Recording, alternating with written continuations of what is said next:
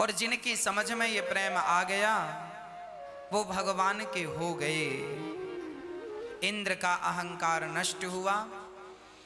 एक बार क्या हुआ कि भागवत को देवर्षि नारद जी ने भी सुना। अच्छा, नारद जी क्यों सुन रहे हैं? नारद जी समस्त तीर्थों का भ्रमण करने गए शांति पाने के लिए, पर शांति कहीं नहीं मिली। सारे तीर्थों में घूमे पर शांति का कोई रत्ती भर भी आनंद नहीं मिला। तब नारद जी पहुंचे वृंदावन। कहां कहां गए नारद जी? नारद जी कहते हैं, अहम तो पृथ्वीं यातो ज्ञात्वा सर्वोत्तमामिति पुष्करं च प्रयागं च काशीं गोदावरीं तथा।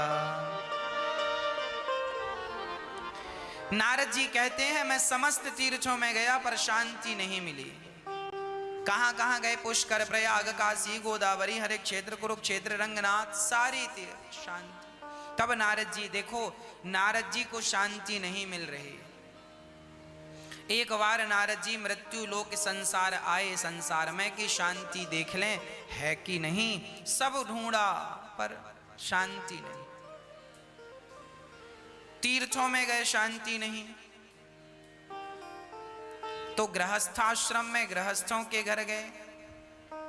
धन्यो गृहस्थाश्रम, धन्य है गृहस्थाश्रम कि गृहस्थ के घर से साधुओं को भी भिक्षा मिलती है, चिड़ियों को भी दाना मिलता है, गाय को भी रोटी मिलती है। गृहस्थ ना हो तो सबका पेट कौन भरे? तो गृहस्थ सबसे श्रेष्ठ है। पर नारद जी कहते हैं, आज गृहस्थाश्रम का भी विधान बिगड़ गया है। क्या चल रहा है? नारद जी ने कहा, तरुणी प्रभुता गे श्याल को बुद्धिदायक कन्या विक्रयणे लोभात दंपतीनां चकलकनम।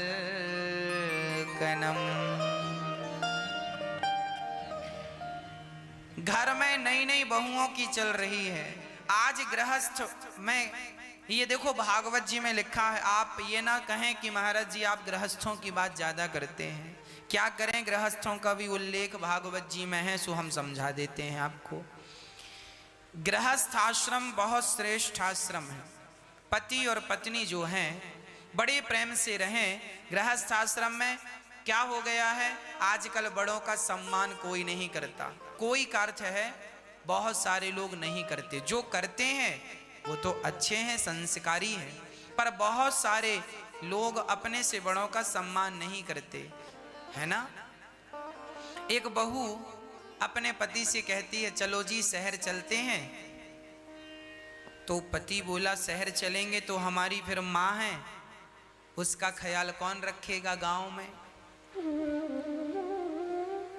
तो बहू ने कहा, माँ अपना बनाकर खा लेंगी, क्या जरूरत है उनके पास रहने की। माँ के चक्कर में हमारे बच्चों का भविष्य बिगड़ रहा है। थोड़ी देर बाद पता चला कि उसका अपना बेटा वो कहीं गुम हो गया। अब वो पत्नी जो थोड़ी देर पहले पति से कह रही थी चलो माँ को छोड़कर चलते हैं, अब जब उसका बेटा गुम हो गया सो लगी रोने, मेरा बेटा भी यहीं था, कहाँ चला गया। पूरे गांव में ढूंढा, सब जगह देखा, कहीं उसका बेटा। लगी रोने रोने लगी। पति ने कहा, क्या हुआ? बोली कि मैं अपने बेटे के बिना नहीं रह सकती, मेरा बेटा कहाँ चला गया, मेरा लाल कहाँ चला गया। थोड़ी देर बाद उसका बेटा आ गया। तब उस पति ने कहा, सुनो, तुम्हारा बेटा कहीं गया नहीं था, मैंने ही तुम्हारे बेटे को छिपा दिया था, अपने मित्र के घर भेज दिया था। तुम अपने बेटे के लिए इतना तड़प गई, 2 घंटे में ही तुम्हारा हाल बेहाल हो गया। तो सोचो, जब मैं अपनी माँ को छोड़कर जाऊंगा तो मेरी माँ की हालत क्या होगी। यदि तुम अपने बेटे से प्यार करती हो तो मेरी माँ भी तो मेरे से प्यार करती है। यदि तुम अपने बेटे के बिना नहीं रह सकती हो तो मेरी माँ भला मेरे बिना कैसी रहेगी, ये तो सोचो। ये सुनकर उसकी पत्नी को आत्मज्ञान हुआ कि गलत किया मैंने जो ये कहा कि छोड़कर चलो। छोड़कर नहीं, लेकर चलो। छोड़कर नहीं, लेकर चलो। जब लेकर चलेंगे तो जहां माँ होगी वहां आप होंगे, जहां आप होंगे वहां माँ होगी। दोनों एक दूसरे को देखकर माँ बाप संतुष्ट होंगे अपने बच्चों को, अपने नाती पोतों को देखकर। हाँ, उनकी जीवन की आखिरी लीला, जब घर में सब आनंद होता है ना, तो मरने में भी अच्छा लगता है कि चलो सब हो गया, अब तो बुढ़ापा है, अब मर रहे हैं, बेटा बच्चों तुम खुश रहना, हमारा जीवन पूरा। और बच्चे आपस में झगड़ा करें, ध्यान ना रखें, विवाद हो, तो फिर जो व्यक्ति मरता है उसको लगता है मेरे मरने के पहले मैंने ये झगड़ा सुलझा क्यों नहीं दिया। उसकी मृत्यु भी फिर दुखद ही हो जाती है। इसलिए गृहस्थ आश्रमों में रहने वाले लोगों को ध्यान रखना चाहिए किसी प्रकार से घर परिवार में कोई वाद और विवाद ना हो। हर विवाद से बचना चाहिए। भाई से भाई का विवाद ना हो, पति से पत्नी का झगड़ा ना हो, सास बहू का कोई विवाद ना हो, देवरानी से जेठानी का कोई विवाद ना हो। बड़े प्रेम से घर में रहकर जीवन को आनंद पूर्वक जीना चाहिए। पर शास्त्र में लिखा है तरुणी प्रभुता गे। घर में नई नई बहुओं की चलती है। एक जगह तो मैंने सुना कि सारी बहुएं तो बहुत अच्छी हैं, पर कुछ बहुओं के बारे में मैंने सुना कि एक बहू आई, अपने शादी होके विदा होके मायके से पहली बार आई ससुराल। उसी दिन, जिस दिन उसके पांव घर में पड़े, उसी दिन उसने अपने पति को अपने सास से अलग कर दिया। उसी दिन घर का बंटवारा कर दिया, बोले हम रहेंगे नहीं, हमें अलग रखो। उसी दिन वो अपने पति को लेकर चली गई, उसी दिन जिस दिन वो ससुराल है। ऐसा भी मैंने सुना कि कुछ लोग ऐसे हैं जिस दिन आते हैं उसी दिन तोड़ फोड़ चालू हो जाती है। तो भगवान ऐसी बहुओं से बचाएं जो आती तोड़ फोड़ करें। सच्ची बहू तो वो है, अच्छी बहू तो वो है जो तोड़ने ना आए बल्कि जोड़ने आए। तोड़ने वाली कैंची और तलवार होती है, जोड़ने वाले सुई होती है। एक दर्जी था, वो कैंची से कपड़ा काटता और कैंची पांव के नीचे दबाता और सुई से बटन लगाता और सुई को पगड़ी में सजाता। एक छोटे से बच्चे ने बहुत देर तक ये दृश्य देखा और कहा, बाबा आप अपने कैंची को पांव के नीचे रखते हैं, सुई को पगड़ी के ऊपर, ऐसा क्यों?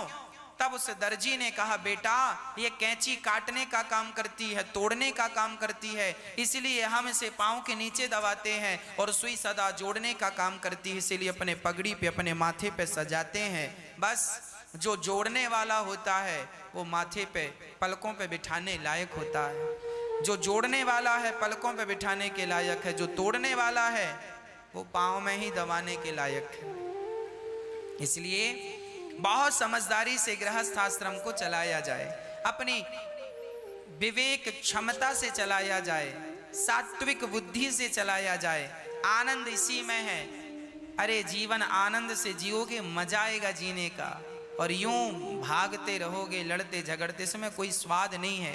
पूरी जिंदगी नरक हो जाती है। नारद जी कहते हैं तरुणी प्रभुता गे है शाल को बुद्धिदायक। आजकल सलाह लोग अपने माता पिता से नहीं लेते, आजकल साले साहब से सलाह लेते हैं। और शास्त्र कहते हैं दीवार बिगाड़े आरो और घर बिगाड़े सारो। दीवार में ज्यादा आलमारी काट लोगे तो दीवार कमजोर पड़ जाएगी, और घर में ज्यादा साले साहब का इंटरफेयर रहेगा तो घर भी कमजोर पड़ जाएगा। इसलिए सालों से सावधान। धृतराष्ट्र ने भी एक साला घर पे ही रखा था। क्या नाम था साले का? शकुनी। धृतराष्ट्र ने साले को घर में रखा तो साले ने, मामा जी ने सत्यानाश कर दिया, है ना।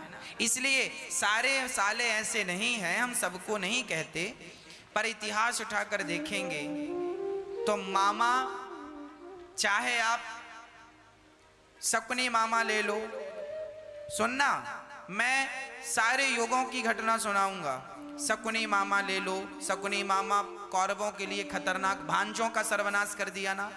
कंस मामा ले लो, भगवान कृष्ण को ही मारने लगे सगे भांजे को।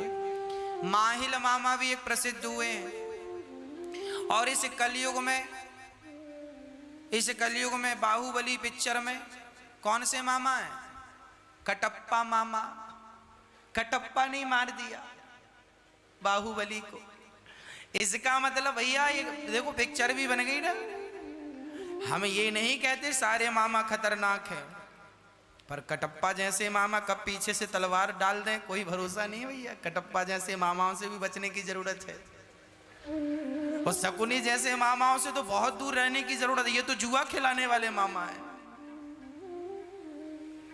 तो भैया कुसंग से बचिएगा कि निवेदन ये है।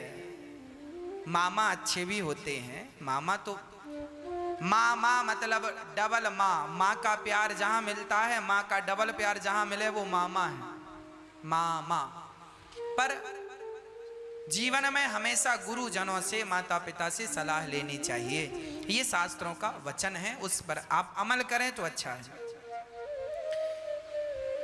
नारद जी कहते हैं आज घर में झगड़ा चल रहा है, मैं तीर्थों में गया शांति नहीं, तब मैं वृंदावन चला गया। नारद जी कह रहे हैं। नारद जी बोले मैं सारे वृंदावन देखा, वहां मुझे एक यमुना के तट पर एक सुंदर सी कन्या बैठी थी, बूढ़े बूढ़े दो पुरुष लेटे थे। मैंने देखा पुरुष लेटे हैं, मैंने पूछा देवी तुम कौन हो? उस स्त्री ने अपना पता बताया।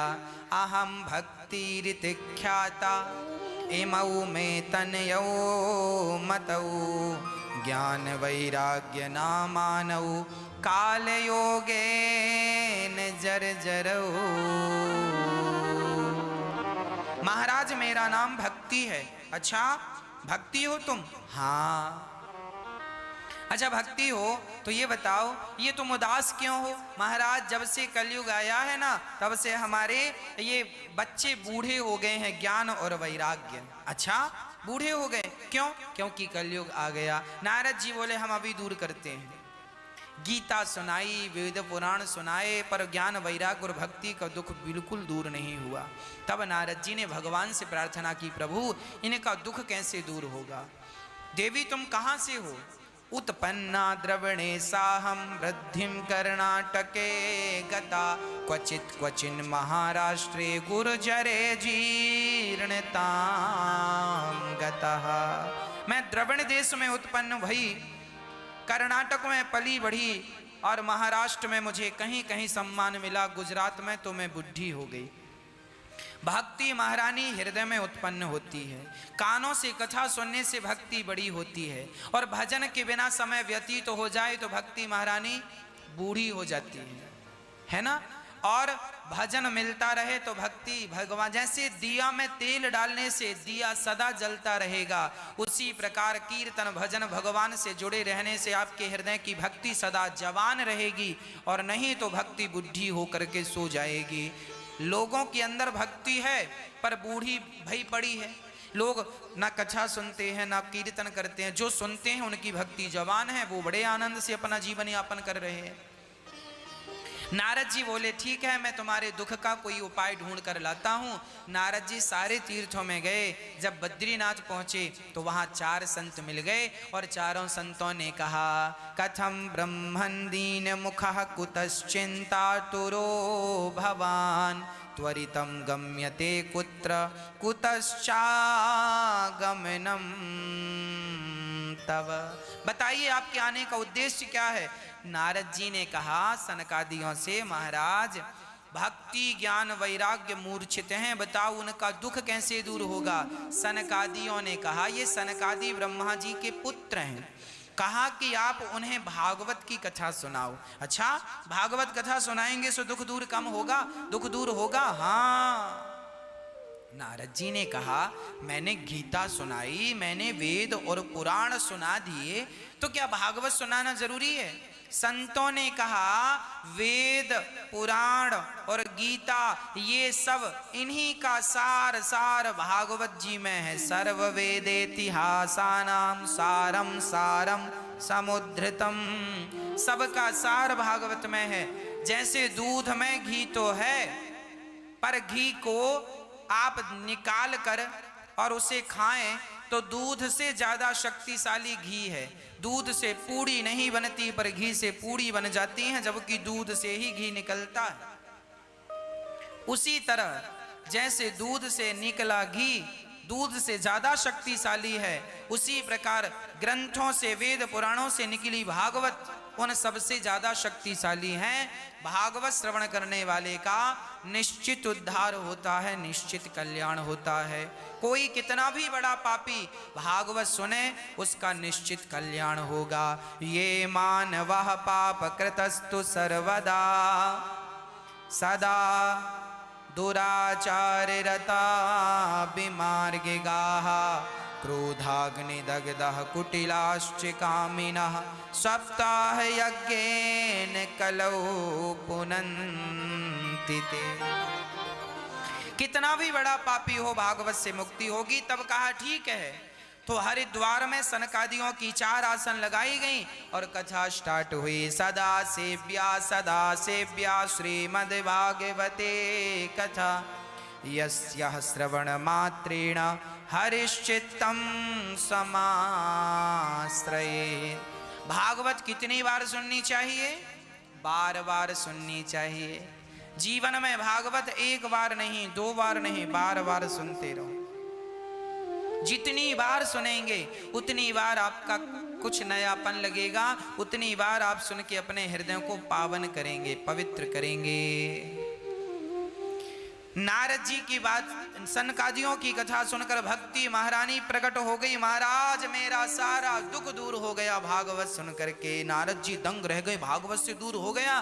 ताता थैया करके नाचने लगी, अच्छा, और कीर्तन करने लगी। भक्ति सुतौ तौ तरुणौ गृहीत्वा प्रेमई के रूपा सहसा विरासित। श्री कृष्ण गोविंद हरे मुरारी नाथेति नामानि मुहुर्वदन्ति। श्री कृष्ण गोविंद हरे मुरारी हे नाथ नारायण वासुदेव। बोलो श्री कृष्ण गोविंद हरे मुरारी हे नाथ नारायण वासुदेव। श्री कृष्ण गोविंद हरे मुरारी हे नाथ नारायण वासुदेव। ये कीर्तन भक्ति महारानी का बनाया हुआ कीर्तन है। ये कीर्तन जब कोई करता है ना तो भक्ति महारानी बड़ी प्रसन्न होती है। इसलिए हमें रोज चलते फिरते उड़ते बैठते खाते पीते सोते जागते बस कहना चाहिए श्री कृष्ण गोविंद हरे मुरारी हे नाथ नारायण वासुदेव। है ना? हाँ, भगवान का नाम जपोगे कल्याण होगा। शायद आपने जाना नहीं कि भगवान के नाम की महिमा कितनी है। इसलिए हो कृष्ण प्यारे को तूने नहीं जाना रे। कृष्ण प्यारे को तूने नहीं जाना रे। रहा दुनिया में हरदम दीवाना रे। कृष्ण प्यारे को, ओ कृष्ण प्यारे को, ओ कृष्ण प्यारे को तूने नहीं जाना रे। कृष्ण प्यारे को तूने नहीं जाना रे। रहा दुनिया में हरदम दीवाना रे। रहा दुनिया में हरदम दीवाना रे। कृष्ण प्यारे को तूने नहीं जाना रे। कृष्ण प्यारे को तूने नहीं जाना रे। रहा दुनिया में हरदम दीवाना रे। रहा दुनिया में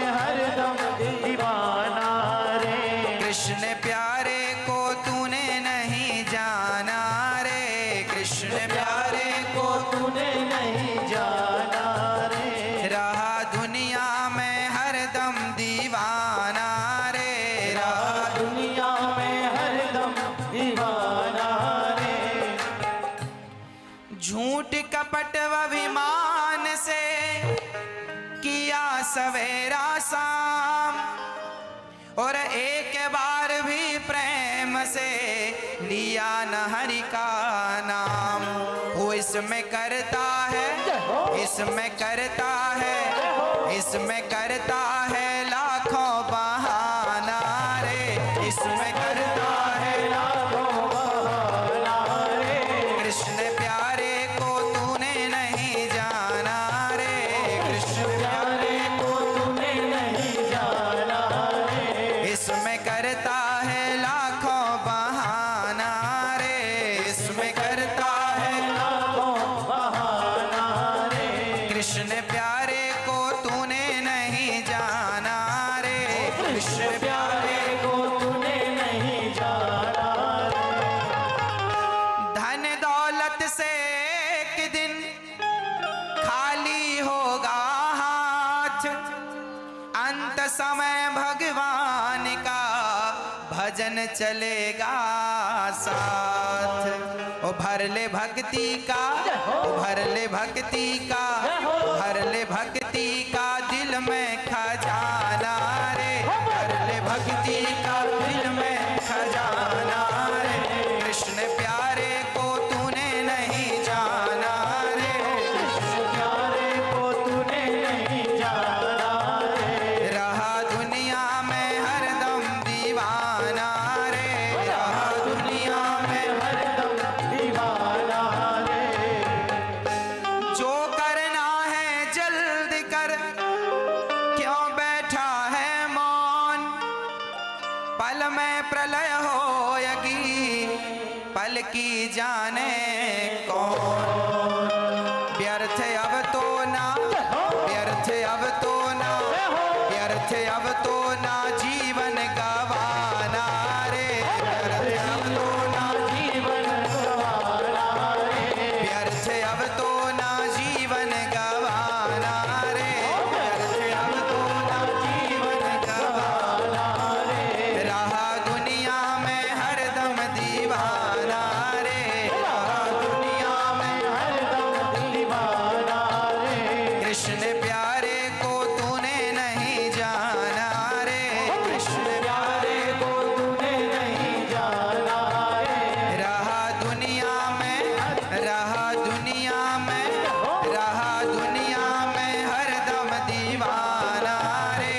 कृष्ण प्यारे को तूने नहीं जाना रे, कृष्ण प्यारे को तूने नहीं जाना रे, कृष्ण प्यारे को तूने नहीं जाना रे।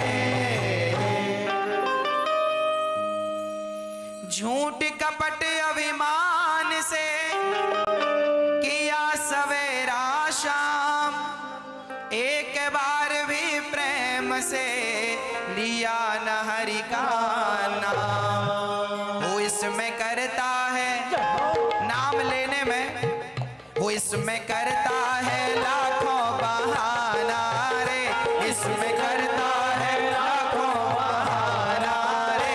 कृष्ण प्यारे को तूने नहीं जाना रे, कृष्ण प्यारे को तूने नहीं जाना रे। रहा दुनिया में हरदम दीवाना रे, रहा दुनिया में हरदम दीवाना रे।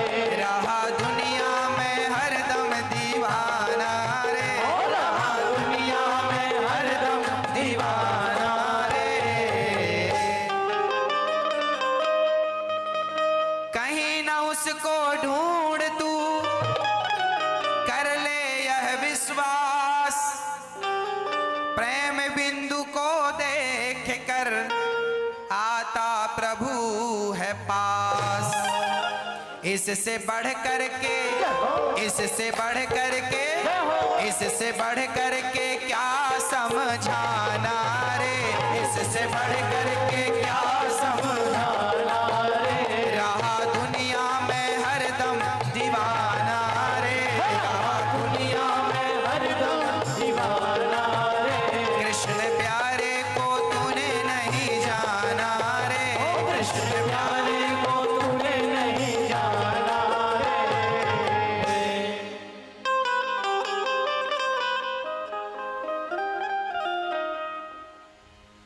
कहीं न उसको ढूंढ तू, कर ले यह विश्वास, प्रेम बिंदु को देख कर आता प्रभु है पास। इससे बढ़ कर के क्या समझाना रे।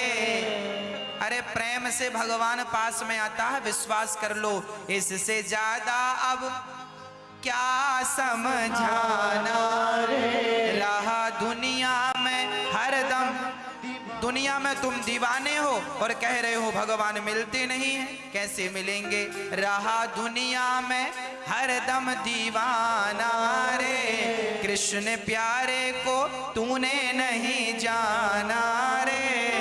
उसे जान लोगे तो अपने आप सारी व्यथा मिट जाएगी। भक्ति महारानी नाचने लग गई, झूम झूम के भक्ति नाच रही हैं, कीर्तन कर रही हैं, श्री कृष्ण गोविंद हरे मुरारी, हे नाथ नारायण वासुदेव, खूब आनंद से, है ना। प्रिय भक्तों, एक बार क्या हुआ, नारद जी से सनकादियों से नारद जी ने कहा, महाराज कोई पुण्यात्मा भागवत सुन के तर जाए तो आश्चर्य नहीं, जिसने जीवन भर पाप किया है क्या ऐसा पापी तरेगा। बोले हाँ, ये मानवः पापकृतस्तु सर्वदा सदा दुराचाररता विमार्गिगाः क्रोधाग्निदग्धः कुटिलाश्च कामिनः सप्ताह यज्ञेन कलौ पुनन्ति। कितना भी बड़ा पापी क्यों ना हो, उसका उद्धार भागवत से हो जाएगा। अच्छा, किसी का हुआ? हाँ, एक धुंधकारी नाम का दुष्ट था, वो अपने पिता को बहुत मारता था। धुंधकारी के पिता आत्मदेव जी को जब बेटा नहीं हुआ ना, तो वो एक संत के पास गए, कहा महाराज बेटा दो। संत ने कहा बेटे के चक्कर में ना पड़ो, रोना पड़ेगा। उन्होंने बात नहीं मानी और संत से कहा बेटा ही चाहिए, तो एक फल दे दिया संत ने। बोले पत्नी को खिलाना, भगवान चाहेंगे तो बेटा ही होगा। आत्मदेव जी ने पत्नी को फल दिया, धुंधली को, पर पत्नी ने खाया नहीं, गौ माता को खिला दिया। और उसकी बहन को बच्चा हुआ तो उसका बच्चा खरीद कर कहने लगी ये मेरा बेटा है, नाम रखा धुंधकारी। गाय ने फल खाया तो गाय को भी एक सुंदर बच्चा हुआ, नाम रखा गौकर्ण। गौकर्णः पंडितो ज्ञानी धुंधकारी महाखला। दुष्ट बना धुंधकारी और बड़े ज्ञानी बने गौकर्ण जी, बड़े उत्तम कोटि के ज्ञानी गौकर्ण जी महाराज बन गए। भक्तों, हुआ यही कि श्री आत्मदेव जी को एक दिन धुंधकारी ने बहुत मार लगाई लाठियों से, पैसे दो पैसे दो। जीवन भर माँ बाप बच्चों को पैसा देते हैं, जीवन भर सारी संपत्ति देते हैं, और फिर भी बच्चे माँ बाप से कहते हैं तुमने हमारे लिए क्या किया, क्या किया तुमने हमारे लिए।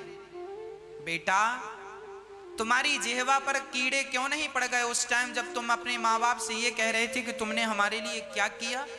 अरे माँ बाप से ये प्रश्न करने वाले तुम कौन होते हो? क्या तुम्हें जन्म दे दिया, क्या यही कम है? क्या इसी का तुम ऋण चुका सकते हो जो माँ बाप से कह रहे हो कि तुमने हमें क्या दिया। अरे उन्होंने जन्म दे दिया, पढ़ा लिखा कर खड़ा कर दिया, अब क्या चाहिए? उनकी जान लोगे क्या? माँ बाप भगवान होते हैं। एक कुंडली के नाम के भक्त थे, इनके माता पिता तीर्थ यात्रा में गए। कुंडली के एक ही बेटा था अपने माँ बाप का। माँ बाप बहुत प्यार करते थे, मेरा कुंडलीक मेरा कुंडलीक मेरा कुंडलीक बेटा है, बहुत प्यार करते थे। एक दिन माँ बाप ने बढ़िया सी लड़की देखकर अपने बेटे का विवाह कर दिया। कुंडलीक की दुल्हन आई तो अब दुल्हन को पाकर कुंडलीक दुल्हन के पक्ष में हो गया और माता पिता की सेवा करना बिल्कुल भूल गया। माँ बाप की तरफ देखता भी नहीं। माँ बाप बड़े दुखी रहने लगे। राम राम, जब से दुल्हन आई अब हमारा बेटा तो हमें पानी को भी नहीं पूछता। पत्नी से पूछ लेता है कि माँ बाप ने भोजन कर लिया। अरे पत्नी क्यों पूछे माँ बाप ने भोजन कर लिया कि नहीं? तुम क्यों नहीं पूछते हो अपनी माँ से, माँ तुमने खा लिया, माँ कोई तकलीफ तो नहीं है? तुम पूछो ना।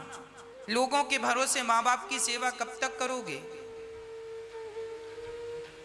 इसलिए आपसे मेरी प्रार्थना है, आप अपनी माँ का ख्याल स्वयं रखा करो।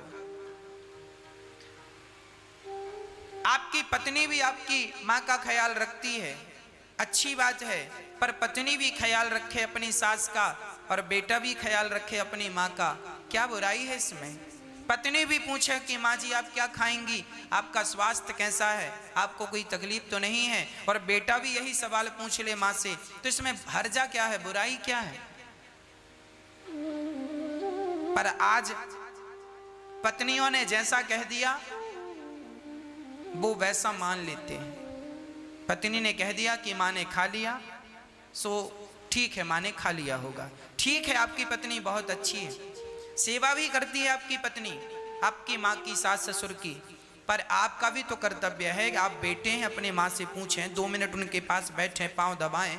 कुंडलीक अपनी माँ को बिल्कुल भूल गया और पत्नी का ही गुलाम हो गया,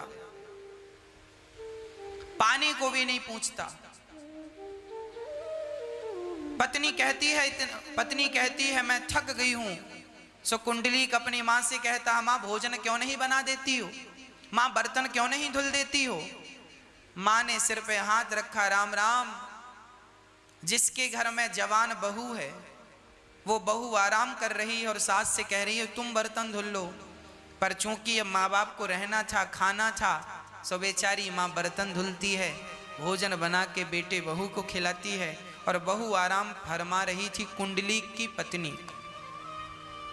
दोनों बुढ़ा बुढ़ी बड़े परेशान रहने लग गए, शरीर चलता नहीं है और बहू काम सारा करवाती है, और बेटे से भी कहें तो बेटा बहू के पक्ष में है, सुनता ही नहीं। माँ बाप ने निर्णय लिया कि अब हम दोनों तीर्थ यात्रा में निकल जाएंगे। दोनों पति पत्नी ने कहा, अपनी बहू और बेटे को एक दिन बुलाया, कहा बेटा कुंडलीक अब तुम प्रसन्न रहना बेटा, अपनी पत्नी के साथ खुश रहना, अब हम जा रहे हैं और सदा भगवान की सेवा में रहेंगे, अब हम वापस नहीं आएंगे, आप दोनों बड़े प्रेम से रहना, खूब भजन करना भगवान का, सुखी रहना, हम सबका आशीर्वाद है। दोनों बुढ़ा बुढ़ी पति पत्नी तीर्थ यात्रा पे चले गए।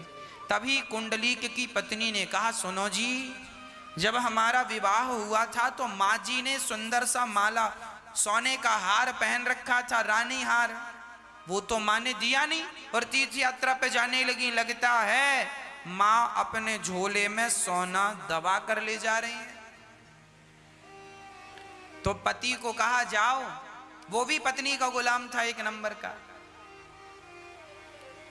स्त्री लंपट, बोला ठीक है, बोले जाओ माँ का पीछा करो, जहां सो जाएं सो उनका बैग चेक कर लेना, जरूर सोना मिलेगा, लेकर आ जाना, माँ को जाने देना। कुंडलीक बोला बिल्कुल। अब माँ बाप चले, पीछे पीछे पीछा कर रहा है चुपके चुपके कुंडलीक। माँ बाप चलते चलते यात्रा उनकी काशी पहुंच गई। बहुत सारे लोग उस यात्रा में थे, ये भी सम्मिलित हो गए थे, बूढ़े माता पिता, बैलगाड़ियों का जमाना था, सो बैलगाड़ी से यात्राएं चल रही थी। इनका जत्था काशी पहुंचा, गंगा के किनारे। ये दोनों बुढ़ा बुढ़ी पति पत्नी बड़े प्रेम से माँ गंगा का दर्शन करके जो प्रसाद मिल गया सो प्रसाद पाकर रात्रि को विश्राम कर रहे थे, दोनों घाट पर ही सो रहे थे। तभी कुंडलीक ने देखा कि इनका झोला आज थोड़ा दूर रखा है। कुंडलीक गया और झोले की चैन खोला, तब तक उसने देखा गंगा जी से एक सुंदर सी स्त्री निकल रही है। वो गंदे से कपड़े पहनी है और वो आकर के कुंडलीक के माता पिता के सामने खड़ी हो गई। उनके माता पिता सो रहे हैं और वो स्त्री खड़ी है। तो कुंडलीक ने देखा और आश्चर्य से पूछा, देवी आप कौन हैं? उस स्त्री ने कहा, बेटा लोग मुझे गंगा मैया कहते हैं। अच्छा आप गंगा मैया हैं? तो आपने अभी तो कपड़े गंदे पहन रखे थे और मेरे माँ बाप के सामने आते ही आपके कपड़े स्वच्छ हो गए, सुंदर कपड़े हो गए, आपका रंग भी साफ हो गया, ऐसा क्यों? तब गंगा मैया ने कहा, बेटा जब से तुम यहाँ आए हो ना, तब से मैं गंदी हो गई हूँ, और तुम्हारे धर्मात्मा माता पिता जो कि भगवान से अत्यधिक प्यार करते हैं, दोनों तुम्हारे माता पिता भगवान के बड़े भक्त हैं। जब भक्तों का दर्शन मैं करती हूँ तो मेरे भी पाप धुल जाते हैं, और तुम जैसा बेटा जो अपने माँ बाप पर संदेह करता है, सेवा नहीं कर रहे हो, तुम माँ बाप पर संदेह कर रहे हो, तुम जैसे नालायक बेटा जब गंगा में पांव रखते हैं तो तुम जैसों का स्पर्श करते ही मैं गंदी हो जाती हूँ, और जब भक्त का दर्शन करती हूँ सो मैं पवित्र हो जाती हूँ। सो तुम्हारे माँ बाप का दर्शन करके मैं पवित्र हो गई। ये सुनकर तो कुंडलीक की आंखों से आंसू नहीं रुक रहे थे। हे विधाता, कितना बड़ा अपराध हो गया, मैंने अपनी माँ के ऊपर संदेह किया, मैं एक पत्नी के कहने पर, अपनी स्त्री के कहने पर अपनी माँ, जन्म देने वाली माँ को भुला दिया। हे विधाता, हमसे अपराध हो गया, हमसे गलती हो गई। माँ के चरणों में कुंडली के गिर गया और बोला गंगा मैया से, माँ मैंने जो पाप किए हैं बताइए उन पापों का प्रायश्चित क्या है? क्या मैं गंगा में डूब के मर जाऊं? गंगा ने कहा, मरने से प्रायश्चित नहीं होगा, तू अपने माँ बाप की सेवा करेगा तो माँ बाप की सेवा मात्र से तेरे जीवन के सारे पाप धुल जाएंगे। उस दिन से कुंडलीक अपने माँ बाप की सेवा में ऐसा लगा कि जब वो पंढरपुर का था, कुंडलीक पंढरपुर आया, पंढरपुर महाराष्ट्र में एक जगह है जहां पंडरीनाथ अर्थात विट्ठल भगवान आज भी बैठे हैं। वो कुंडलीक गया और अपने माँ बाप की सेवा करने लगा, और ऐसी सेवा की माँ बाप की कि माँ बाप की सेवा से प्रसन्न होकर एक दिन भगवान कृष्ण आए और कमर में हाथ रख के खड़े हो गए और कहा, कुंडलीक मैं भगवान कृष्ण हूँ, तुमने माँ बाप की ऐसी सेवा की कि आज तुम्हारा दर्शन करने का मेरा मन है। और सुनो, रुक्मणी जी भी आई हैं, रुक्मणी जी भी थी और भगवान कृष्ण भी थे, दोनों खड़े हो गए। कुंडलीक ने कहा, प्रभु आप अंदर आ जाओ तो मैं दर्शन कर लूं। भगवान बोले, सो मैं अंदर नहीं आ सकता, तो अभी मैं माँ की सेवा कर रहा हूं। कुंडलीक ने माँ की सेवा में इतना मस्त हुआ कि भगवान आए तो भगवान से कहता है, मैं आपका दर्शन भी बाद में करूंगा, पहले माँ की सेवा। भगवान बोले, तब तक मैं क्या करूं? तो कुंडलीक ने एक ईंट, उसका कच्चा घर था, वहां ईंट पड़ी थी, सो ईंट उठा के फेंक दिया। बोले, प्रभु तब तक आप इसमें खड़े हो जाओ, मैं अभी आता हूं। कुंडलीक ने माँ बाप को सुलाकर उनके चरणों की सेवा की, और जब बाहर आए तो भगवान कृष्ण और रुक्मणी जी खड़ी थी, चरणों में कुंडली के गिर गई, प्रभु मुझे दर्शन देकर आपने मुझे कृतार्थ कर दिया। कुंडलीक ने कहा, अभागे हैं वो लोग जो अपनी माँ की सेवा नहीं करते। अरे माँ बाप की सेवा से देखो भगवान के दर पे जाना नहीं पड़ा, भगवान खुद चल करके आ गए। भगवान ने कहा, बेटा कुंडलीक मैं तुम्हारी सेवा से, माता पिता की सेवा से अत्यधिक प्रसन्न हूं, बोलो तुम्हें क्या चाहिए? कुंडलीक ने कहा, सरकार आप बस यूं ही खड़े रहकर कलयुग के भक्तों का पाप हरते रहिए, उन्हें सद्बुद्धि देते रहिए, उनका कल्याण करते रहिए, हमारे और आपके लिए खड़े रहिए। तब से भगवान कुंडलीक के कहने पर आज भी पंढरपुर में पंडरीनाथ कमर में हाथ रख के विट्ठल भगवान आज भी खड़े हैं। बोलिए विट्ठल भगवान की, पंडरीनाथ भगवान की। तो एक बेटा अपने माँ बाप की सेवा करके वो भगवान को भी वश में कर सकता है, इसलिए हर बेटे को माँ बाप की सेवा करनी चाहिए। इसलिए ये दास अनिरुद्ध गौरी गोपाल वृद्धाश्रम में बूढ़ी माँओं की सेवा करता है। जो बच्चे अपने माँ बाप को घर से निकाल देते हैं, ऐसे माताओं की सेवा ये दास अनिरुद्ध करता है। ऐसे माँओं के चरण दबाना, ऐसे माँओं की सेवा करना, उन माँओं से रोज हाल चाल पूछना, उन माँओं को कोई तकलीफ कोई कमी तो नहीं है, इस बात का ध्यान ये दास अनिरुद्ध रोज रखता है। यहाँ सभी माताएं रहती हैं और इन माताओं का प्यार आशीर्वाद हमें मिलता है। आप भी इन माँओं की सेवा करते हैं, आप भी अपने सहयोग से इन माँओं की सेवा करते हैं। याद रखना, सबसे बड़ा भजन है, सबसे बड़ी भक्ति है सेवा। जब आपका ये शरीर और आपका ये धन किसी के काम आता है, तब शरीर और धन दोनों का होना सफल हो जाता है। मैं इस शरीर से माँओं की सेवा करता हूँ और आप लोग अपने धन से माँओं की, आप कोई एक माँ को गोद ले, आप चाहें तो किसी एक माँ को गोद लेकर माँओं के जीवन भर के भोजन की व्यवस्था कर सकते हैं। आप किसी एक माँ का सहारा बन सकते हैं। यहाँ गौरी गोपाल वृद्धाश्रम में माताएं रहती हैं, पूरा आश्रम माताओं से पैक हो गया है।